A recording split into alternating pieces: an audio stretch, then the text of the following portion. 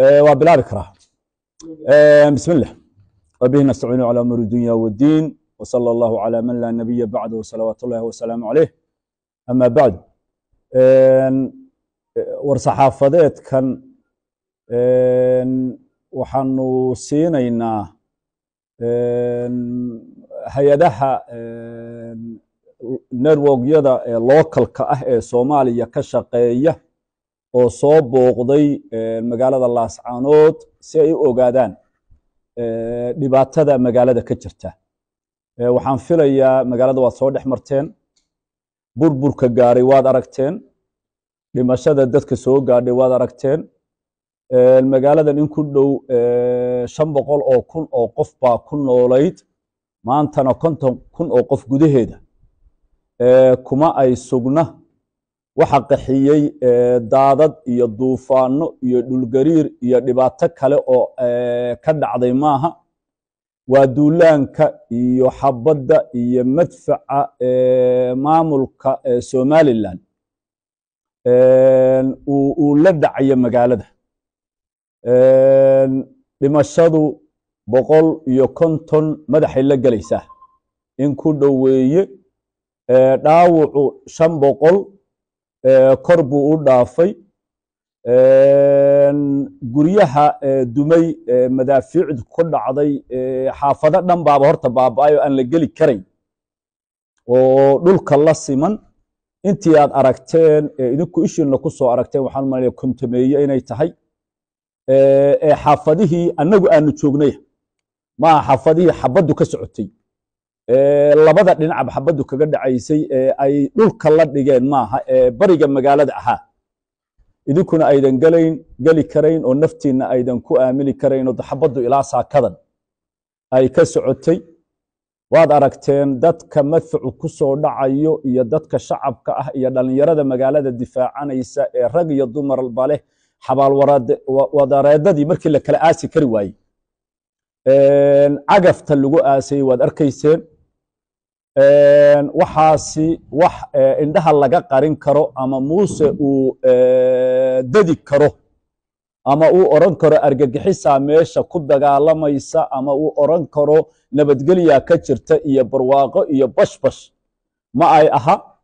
waana wax lagu xisaabtami doono oo waa war criminal. dembi dagaal baa magaaladan ka dhacaya cad. maanta meel kale oo adduunka ka dhacayaan Ukraine ahayn ayan jirin. dacwadeediina waanu gaarsiinay ciday khusaysay ama Human Rights Watch ha noqoto ama International Crisis Court ha noqoto ama United Nations ha noqoto ama ha noqoto IGAD. dacwadeedana ilaahay dukuro yahay meel la'aan dhici mayso dhinaca international community-ga. dhinaca yagana waxaanu ilaawi doono ma ay noqon doonto. warbixinta waad haysataan. annagu dad self defense ku jira oo naftooda iyo guryahooda iyo maalkooda iyo sharaftooda ilaashanayaan nahay. inta qof naga nool yahayna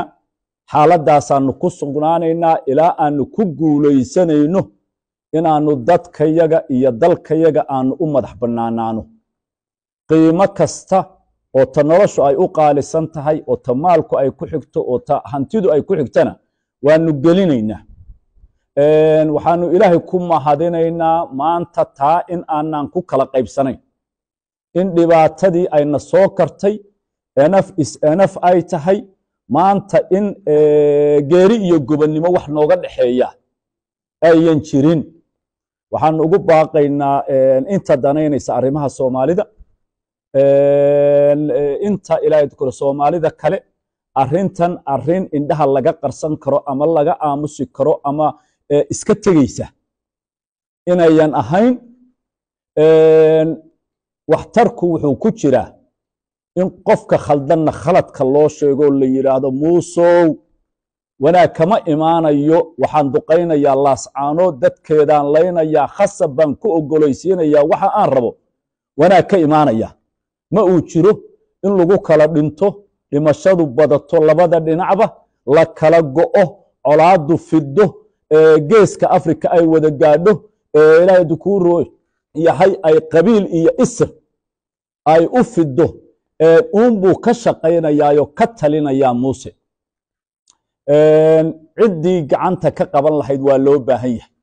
ciddii u bareeri lahayd waa loo baahan yahay ciddii oran lahayd annagu waa ishaynaaye ciddii marka lala safto wanaagga waxaa la yidhaahdaa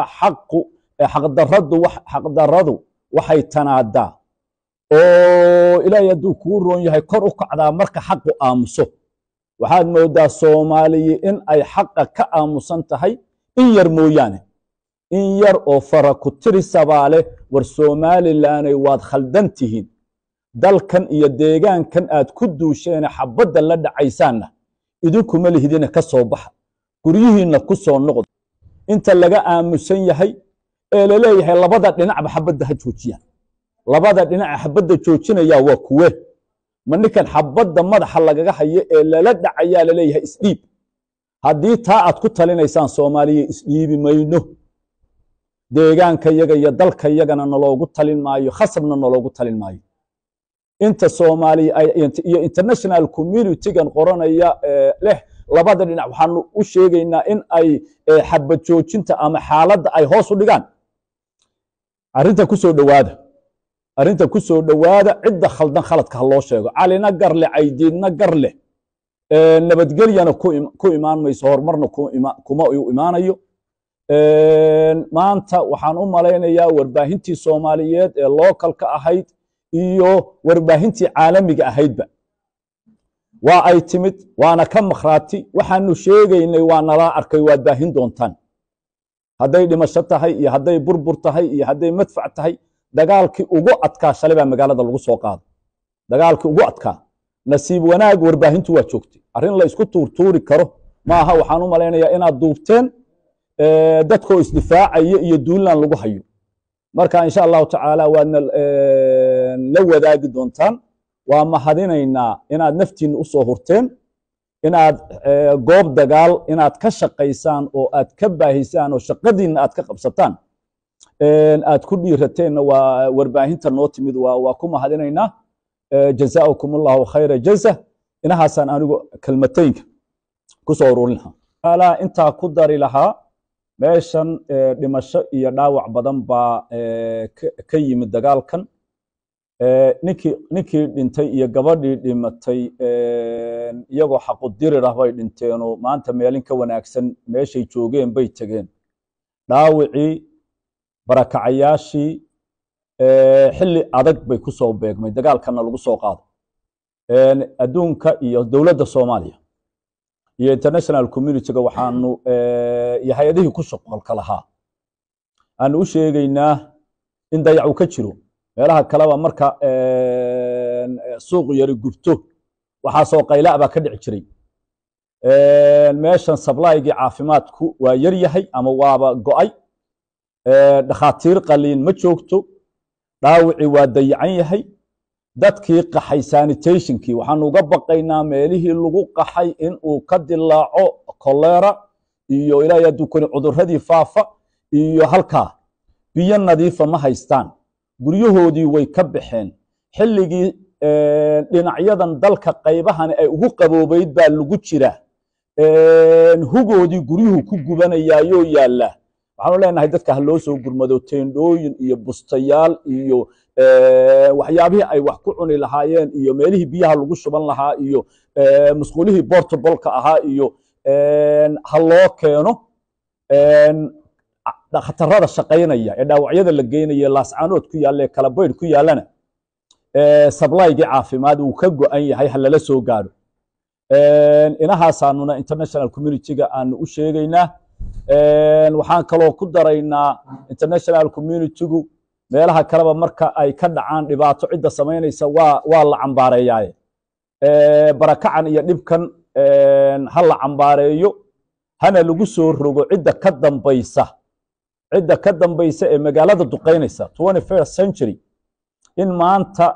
magaalo ka mida magaalooyinka Soomaaliyeed madaafiic lala dhaco iyo hoobiyayaal oo aan la qarsanayno guryihii gubanayaan oo dhaqaatiirtii shaqaynaysay uu madfac ku soo dhaco